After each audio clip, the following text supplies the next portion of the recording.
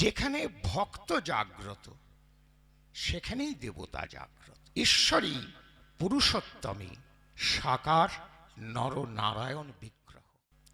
কাজে তিনি মানে পুরুষোত্তম আর ঈশ্বর এর মধ্যে কোনো পার্থক্য নেই, তারা এক।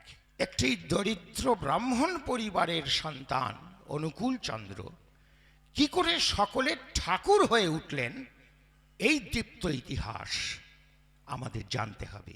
এই জীবনের মূল লোয়াজিমাটা কি, কিসের জন্য তিনি ঠাকুর হয়ে উঠেছেন।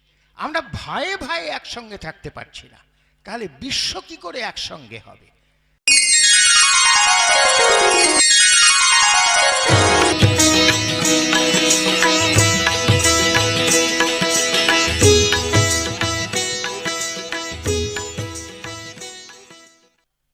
জ্ঞানান জনশলাকয়া চক্ষুরুন্মীলিতং येन তস্मै শ্রী গুরবে নমঃ। সারা দিন ব্যাপী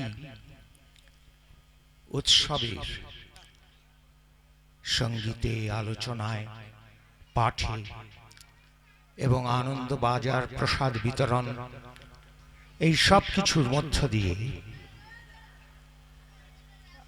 এতক্ষণ আমরা যাঁর গুণকীর্তন, যাঁর দিব্য জীবন এবং বাণীর কথা স্মরণ মনন কীর্তন করলাম।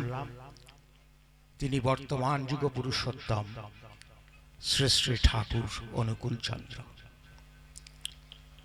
এই মুহূর্তে আমরা এই একদিন ব্যাপী মহোৎসবের শেষ পর্যায়ে উপস্থিত হয়েছি। এই সাধারণ সভার আগেই আমার অত্যন্ত প্রীতিভাজন মোহন সে হরিকথা কীর্তন করে গেল। সেই কীর্তনের রেশ ধরে রেখে এই আলোচনা সভায় আমরা আরেকবার হরিকথা আলোচনা করার চেষ্টা করব।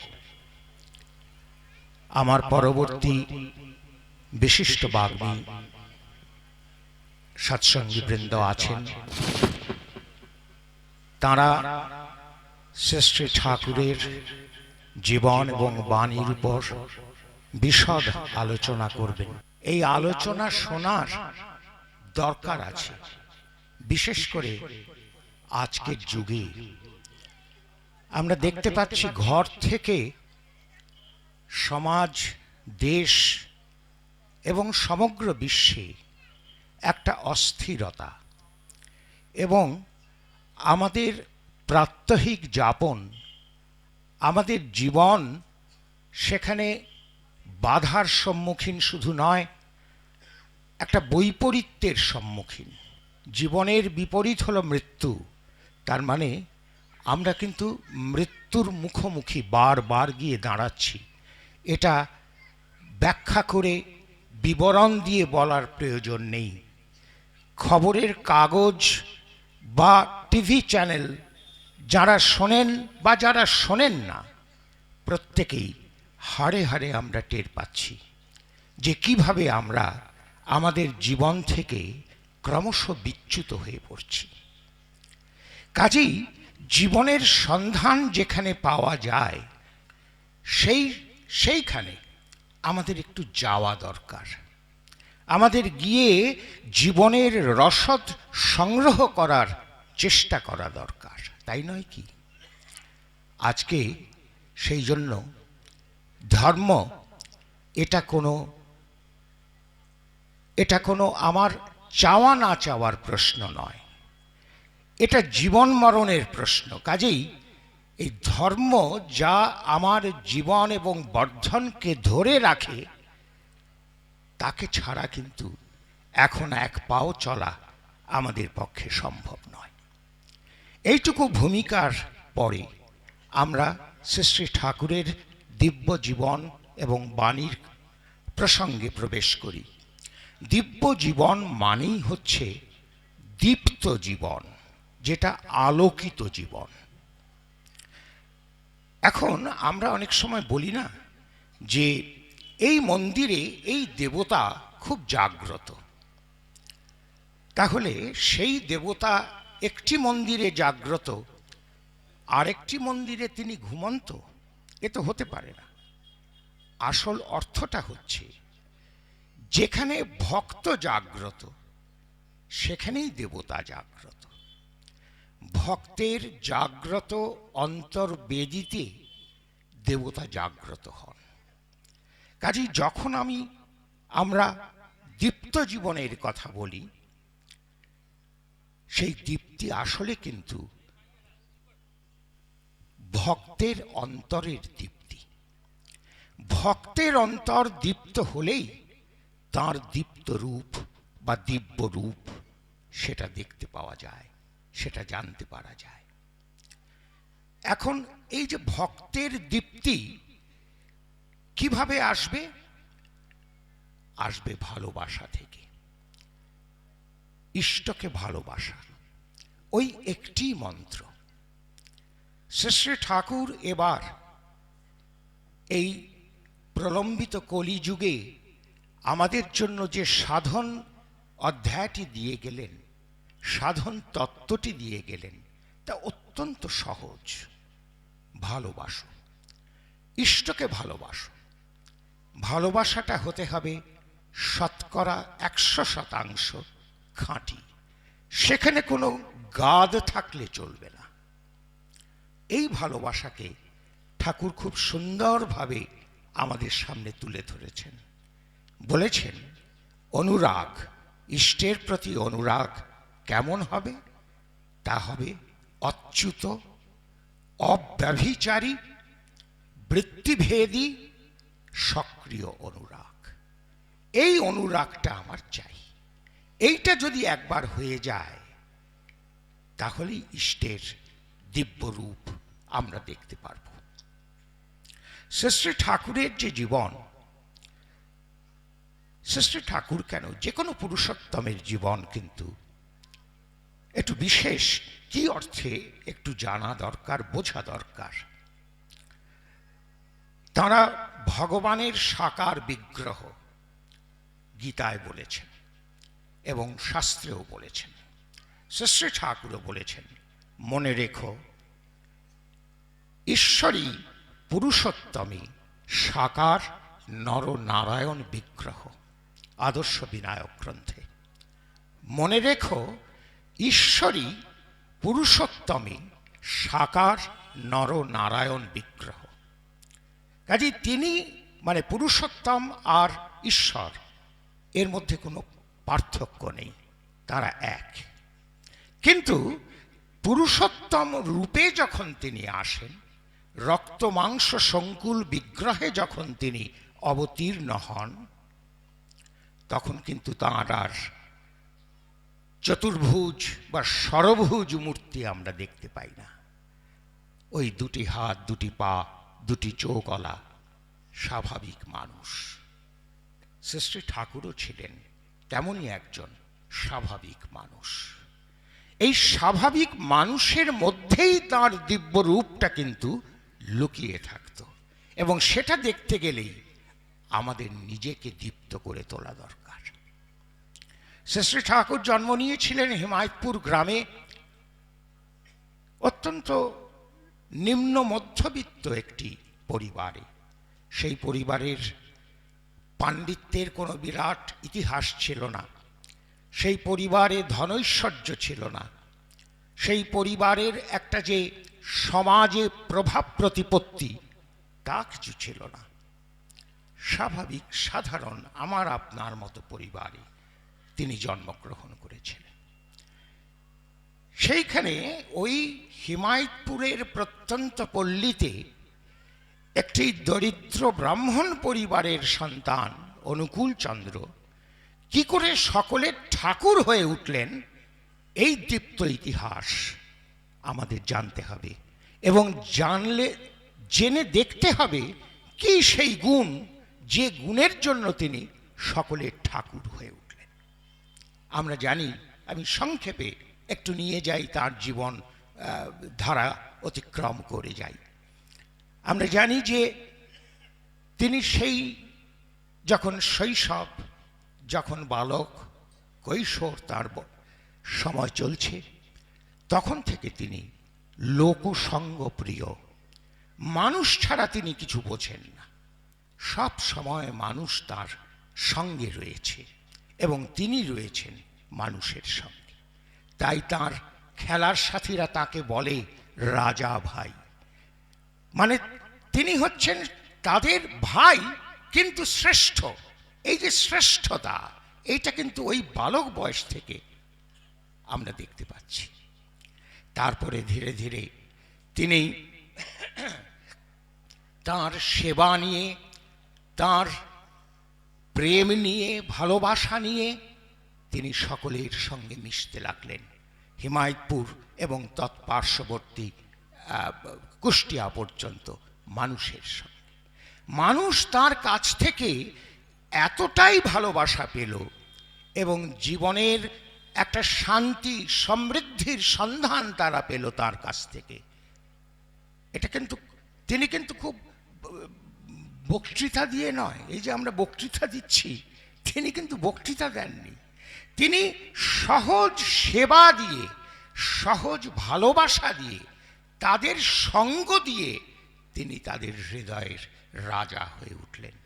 তারা তখন তাকে স্বাভাবিকভাবে ঠাকুর বলে ডাকতে লাগলো। তিনি না করেছিলেন যে আমাকে ঠাকুর ডেকো না, আমাকে তোমাদের ভাই করে রাখো, বন্ধু করে রাখো, তোমাদের মনের কোণে এক জায়গায় রাখো, এই ঠাকুর টুকুর বলে আমাকে দূরে ঠেলে ফেলো না। কিন্তু কেউ শুনল না। শুনবে কি করে? তারা যে একটা বৈভব, একটা ঐশ্বর্য তার কাছে পাচ্ছে, জীবনের ঐশ্বর্য, জীবনের রসদ। সেই জন্যই প্রথমেই বলছিলাম যে জীবনের রসদ যিনি বিলিয়ে যাচ্ছেন, এখনো যাচ্ছেন তার অজস্র বাণীর মধ্য দিয়ে, সেই রসদকে যেন আমরা উপেক্ষা না করি। যারা তাকে পেয়েছিল সেদিন, তারা সেই রসদের মূল্য কিছুটা হলেও বুঝেছিল। বোঝে মন, বোঝে যার। কিন্তু আমরা আজ তাকে আমাদের লোকচক্ষুতে দেখতে পাচ্ছি না, কিন্তু তার বাণীর মধ্যে, তার জীবন ইতিহাসের মধ্যে আমরা তাকে খুঁজে পাব এবং তার কাছ থেকেই আমরা জীবনের রসদ গ্রহণ করতে পারব। তো এইভাবে একটা জীবন, যেটা কিনা অত্যন্ত স্বাভাবিক একটা জীবন, এই জীবনের মূল লোয়াজিমাটা কি? কিসের জন্য তিনি ঠাকুর হয়ে উঠলেন? ওই তাঁর ভালোবাসা, যেটা তিনি আমাদের মন্ত্র হিসেবে দিয়েছেন বা সাধন হিসেবে দিয়েছেন, ইষ্টকে ভালোবাসা। তিনিও কিন্তু সেই ভালোবাসার মন্ত্রেই সমস্ত বিশ্বকে জয় করে নিয়েছিলেন। এই একটি মাত্র মন্ত্র। আমাদের এই প্রসঙ্গে মনে পড়ছে যে আমাদের যে সাধন, আমরা ধ্যান করি, নাম করি, জপ করি, এগুলিকে একসঙ্গে বলা হয় সন্তমত বা শব্দ সাধন, সুরত শব্দযোগ, এরম কথাগুলো আমরা শুনে থাকি। কিন্তু শ্রী ঠাকুর এই সন্ত মতাশ্রয়ী যে সুরত শব্দযোগ, তার আধুনিক একটা যুগানুগ একটা ব্যাখ্যা তিনি দিয়েছেন।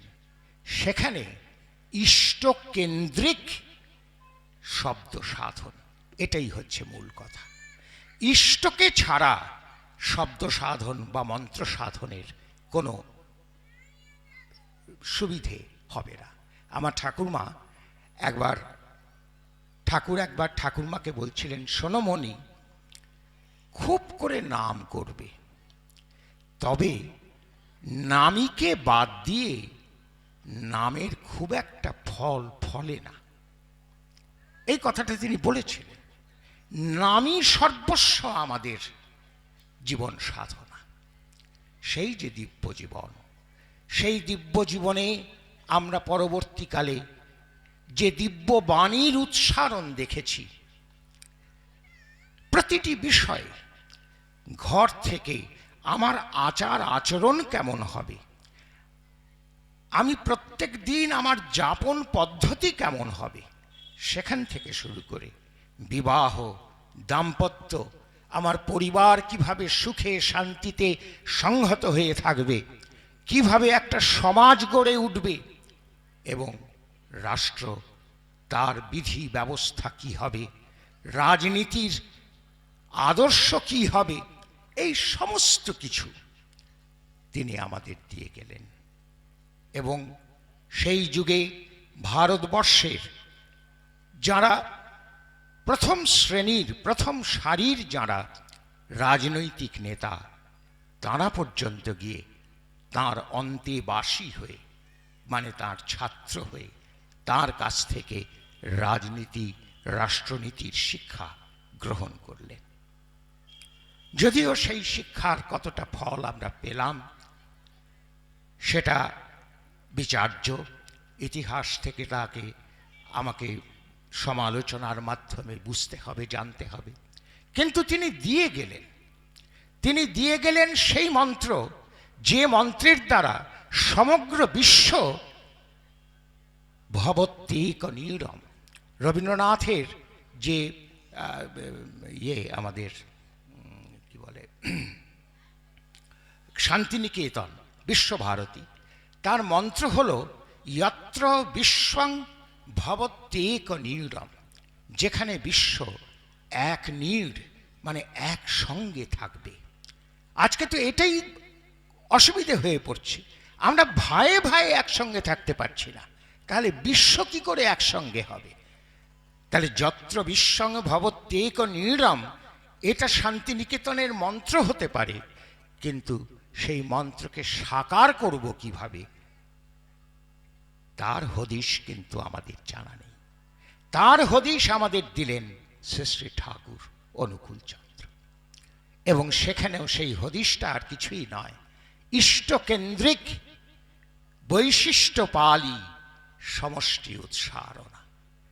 প্রত্যেক ব্যক্তির বৈশিষ্ট্য, পরিবারের বৈশিষ্ট্য, দেশের বৈশিষ্ট্য এবং প্রতিটি দেশের বৈশিষ্ট্য, জাতির বৈশিষ্ট্য, তাকে পালন করে, পোষণ করে, পূরণ করে সমষ্টি উৎসারণা, সব একসঙ্গে সংহত হয়ে থাকা। তার জন্য দরকার একটি কেন্দ্র, সেই কেন্দ্রই হলেন ইষ্ট। কাজে ইষ্টকেন্দ্রিকতা, একে বাদ দিয়ে আমার জীবনও গঠিত হয় না, আমার রাজনীতিও গঠিত হয় না, এবং সমগ্র বিশ্বের যে আমাদের বিশ্ব মানবতা, তারও সেও চলতে পারে না। এই সমস্ত কিছু তিনি দিলেন এবং তার ফলেই তিনি বলতে পারলেন, মরণা মেরোনা পারত মৃত্যুকে অবলুপ্ত করো। এই যে মহা আহ্বান, আজকে মহা আহ্বানের কথা আমরা উদ্বোধন সঙ্গীতে শুনলাম, সেই মহা আহ্বান মরণা মেরোনা পারত মৃত্যুকে অবলুপ্ত করো, এটা শুধু একটা আহ্বান দিয়ে তিনি ছেড়ে দিলেন না, তিনি কিন্তু তার পথটাও বলে দিয়ে গেলেন। সুতরাং এই শ্রী ঠাকুরের দিব্য জীবন, এটা কিন্তু কোনো অলৌকিক জীবন নয়, এটা বাস্তব স্বাভাবিক একটা জীবন। সেই বাস্তব স্বাভাবিকের মধ্যে তার ভালোবাসার অঙ্কুর উদ্গত হয়ে আমাদের আচ্ছন্ন করে তুলেছে এবং আমাদের জীবন ও বর্ধনের রসদ জুগিয়ে চলেছে। সেই রসদ থেকে প্রত্যেকেই আসুন আমরা সংগ্রহ করি, কেউ যেন বঞ্চিত না হয়। জয় গুরু।